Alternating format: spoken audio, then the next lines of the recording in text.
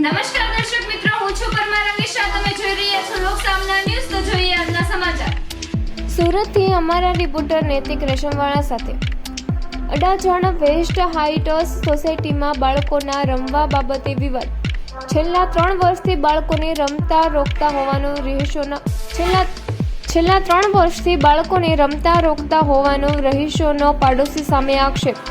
Police commissioner અને Adajan police મથકે રહીશોએ કરી લેખિત રજૂઆત.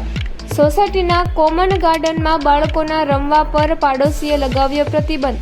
શાંતિ ડહોળતા પાડોશી સામે રહીશોમાં ભારે રોષ અને ન્યાયની માંગણી.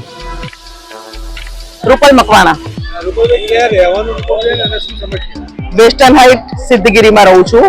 4 વિંગ છે અને મારી વિંગનું નામ છે સિદ્ધગીરી. અને ફર્સ્ટ ફ્લોર પર રહેતા એક ભાઈથી અમને ખૂબ જ સમસ્યા છે છેલ્લા 3 વર્ષથી. શું સમસ્યા? બાળકોને રમવું જ નહીં, ફૂટબોલ ક્રિકેટ કશું રમવું જ નહીં. અને બાળકો એવા કઈ સીઝન બોલ કે એવા હેવી બોલ થી રમતા નથી. અને લગભગ હું માનું છું ત્યારથી 8 થી 10 વર્ષના કે 12 વર્ષના બાળકો જ રમતા હોય છે. એનાથી મોટા બાળકો કોઈ રમતા જ નથી. અને એ બાબતે તો અમારા 4 વિંગના પ્રમુખો પણ કેર કરે છે કે મોટા બાળકો અહીંયા નહીં રમે. પણ એ ભાઈને એવું કેવું છે કે નાના બાળકો અહીંયા નહીં રમવું, ક્રિકેટ એકેડેમીમાં લઈ જાઓ અથવા તો બહાર મેદાનમાં તમે રમવા લઈ જાઓ. તો અમારા એવા કયા કોઈ પેરેન્ટ્સ ફ્રી હોય છે, બધા નોકરી વાળા હોય છે કે ભાઈ ધંધા વાળા હોય છે, તો ક્યાં બાળકોને લઈ જાય રમવા માટે?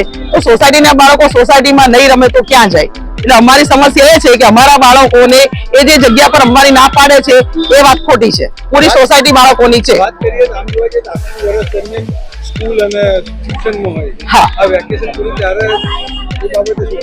બસ એટલે સ્કૂલ દરમિયાન તો ઓછી તકલીફ હોય છે કારણ કે બાળકો બિચારા નવરા જ નથી અને પેરેન્ટ્સ પણ એટલા બધા અવેરનેસ છે અત્યારે તો ટ્યુશન ક્લાસીસ, આ ક્લાસીસ, એટલે બાળકો બિચારા નવરા નથી પડતા. તો સાંજે 2 કલાક કોઈ બાળક, અને ત્યારે તો બધા લગભગ અત્યારે જેટલા બાળકો વેકેશનમાં દેખાય એટલા તો એ વખતે દેખાતા જ નથી. એટલે ત્યારે વખતની સમસ્યા ઓછી હોય છે, પણ જ્યારથી આ વેકેશનની શરૂઆત થાય ને ત્યારે સમસ્યા વધી જાય છે. તમે કઈ જગ્યા પર રજૂઆત કરી છે આના વિરુદ્ધમાં?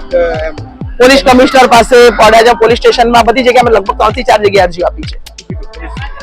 બસ એ અરજી આપી છે અને પોલીસ આવે છે અને અમને સપોર્ટ છે પોલીસ, એવું નથી.